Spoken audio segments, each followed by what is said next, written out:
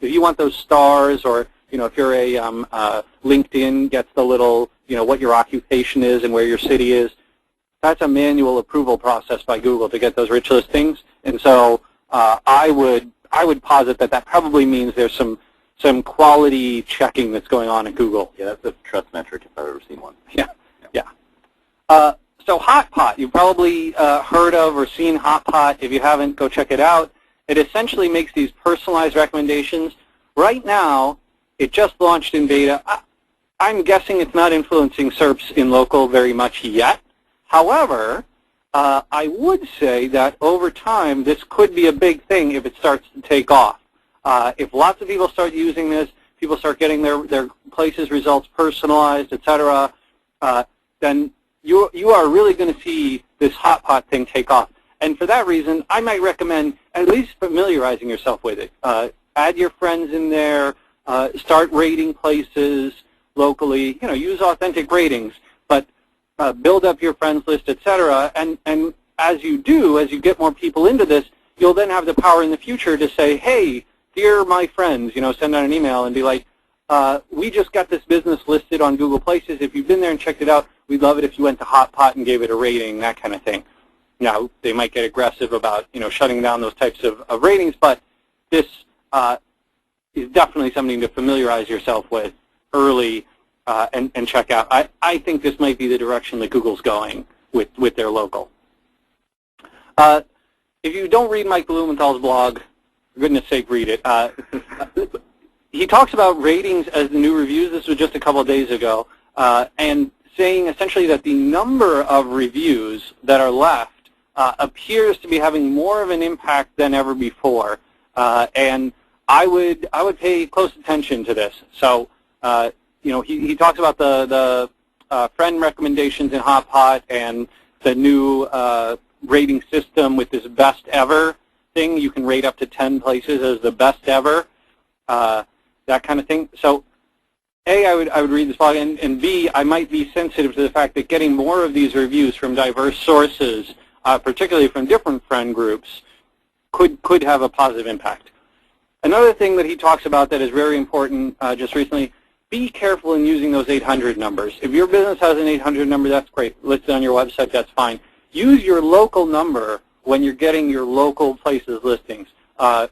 People seem to go into this sort of Google purgatory, places purgatory, when they have those 800 numbers, and we're not 100% sure if the 800 number is the reason why or the only reason why, but it seems to be a big factor here, so I'd be careful if you can. If you don't want to use an 800 number, you can always get a Google Places number, and it can still call your 1-800 number. Right, yeah, Google Voice. Google Voice number, right, yes, exactly. All right, and just generally, read Mike's blog every day. If you care about places stuff, for goodness sake, just go read it. So I mentioned this WikeSpark Ontala local citation tool. It is super valuable. You can read a lot more about it there. I won't go into depth and detail, but the idea is similar to the citation tool that's on SEO Mouse, which I think is having some slowness and some trouble right now. Our engineers are working on that. But essentially, it'll show you where the listings are, where lots of people who rank well are being located. And so I do that. Secondarily, Location 3 Media came out with this actually very nice white paper. And probably if you're a Google Places expert, you're not going to learn a ton from this. But I thought it was very comprehensive and very good. It might be a great resource to hand out to your clients, and right now it's free. So you can download that white paper, and they've got some good data, some good case study stuff in there. Certainly recommend it as well.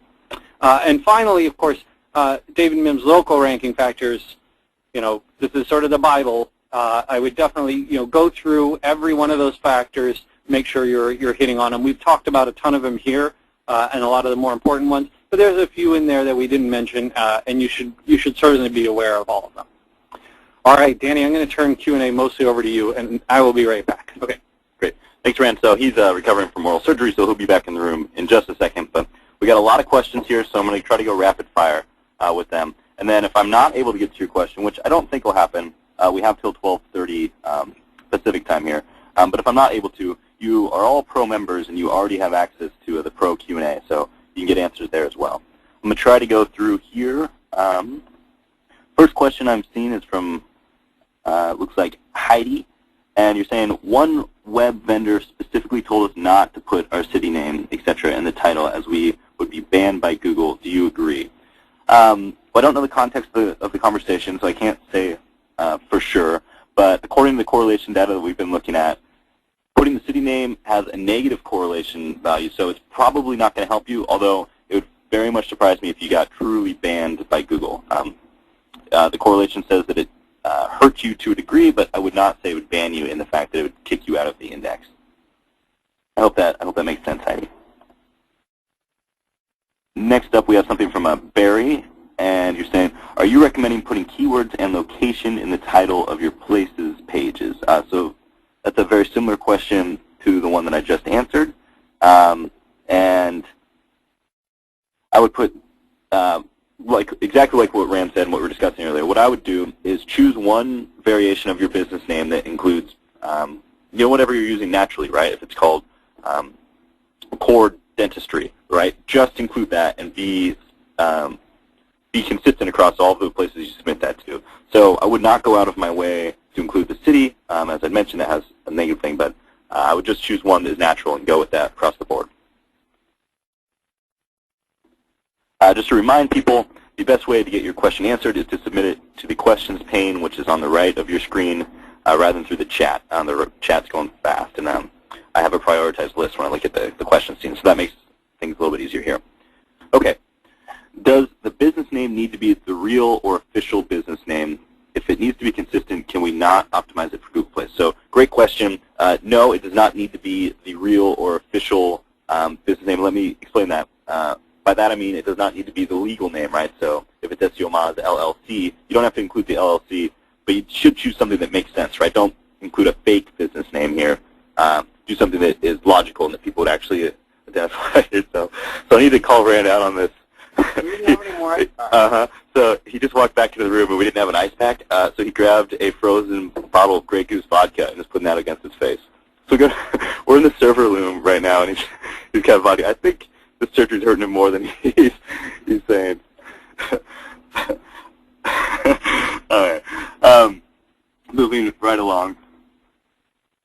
Next question we have from Todd is if we have a business with multiple locations, and we got this question a lot about multiple locations, can we use the consistent name for all locations, but use different descriptions, details, trying to optimize for each location? So this applies a lot to franchises, right? If you own Taco Bell, it's probably smart to include Taco Bell on every single one of those, but the hours are gonna differ by franchisee. I didn't believe that's the word, and by other factors. Rand, how do you optimize for the same franchise that's at multiple locations? Well, you can make pages for each of them, right? So essentially, if you've got, if I have a Taco Bell in, Peoria, and I've got another one in, I don't know, some other part of the Albuquerque or something. Yeah, right. So I can claim and create places pages for each of those, but I can also have names for each of those, right? So essentially, the name would be, this is the, right, so Distilled, for example, right? So they might have Distilled Consulting London, Distilled Consulting Seattle. There's two different place pages. Even in Seattle, right, there might be, there's an ice cream shop called Molly Moon's Ice Cream. They have a Wallingford location, and they've got a location in Ballard, right? And so they've got those different locations. Here, actually, let me pull it up for you. Pull it up on the screen. So it sounds like in the case of the same company that's in different menus, and just so you know, we'll show this on the screen here. It sounds like in that case, if it makes sense to put the business or put the city in there to just explain which location you're talking about, do it. And you're not doing it from an SEO perspective in that that's not going to particularly help you rank, but it helps from a user perspective. Right. So my recommendation, for example, for Molly Moon's, this is the East Pine Street location. I might say Molly Moon's Capitol Hill and Molly Moon's Wallingford, right, in their pages, in their place pages. So this one says North 45th Street. This is the one in Wallingford, right? And this one says, right, this is East Pine Street. That's on Capitol Hill. I might honestly tell them to include those specific place name markers The really nice thing is it'll be very easy for someone who's done a search to then figure out, oh, right, that's that location, that's the phone number for that location, that's that's where that person is.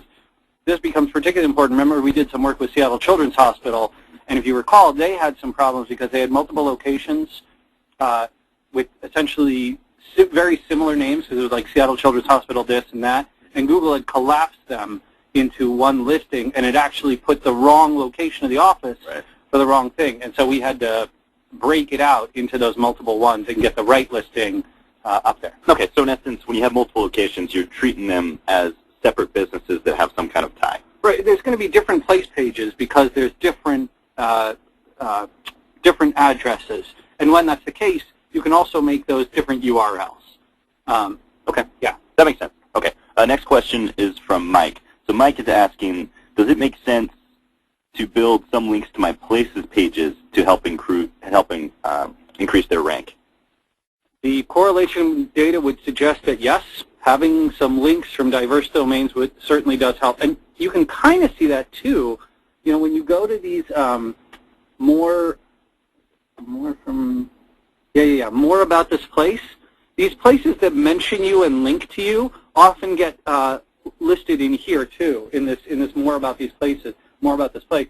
And so getting those links can sort of have a double whammy impact. It helps you in local, helps you in the web rankings, and helps you in getting these more about these places, more about this place listing. My one caveat to that would be that sounds like a better solution to build up a good page for your business, and then try to have that rank above the placings listing. So it won't help you in local, but in this way you can control the user experience. You can go, I think they do this.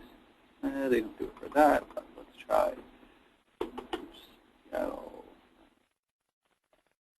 So just to reiterate that point, it does look like it helps to point some links at your places page, but a better solution would be to create your own website about your business and have that rank. Right, definitely. So if Google, if essentially the local business just has no budget to create their own website, and the places page is all they can do, fine, okay, no problem. But if you have a budget and you can afford to do it, and you can create your website and you can do good things with it, use that website as a real marketing channel. Remember, Google Places won't let you, capture people's emails and sign up for the email list, and won't let you, customize the look and feel, or, have connections to LinkedIn, or show your latest tweets. All that kind of good stuff that a website will let you do. So certainly, an ideal situation is to have the website be ranked well. If the question is, if I have a website and that's where Google Places is referring people to, that's what's ranking here, right? So for example, this is TyGinger.com is ranking, not the Google Places. Let's see, they might have one that's a Google. It'll say like Google.com if it's the Places page. If it's the Places page. But you want that website to be the one that's ranking. If the question is, should I get links to my Places page as well on Google? The only reason that I might potentially do that is to refer people over there so that hopefully they review and rate you. Yeah.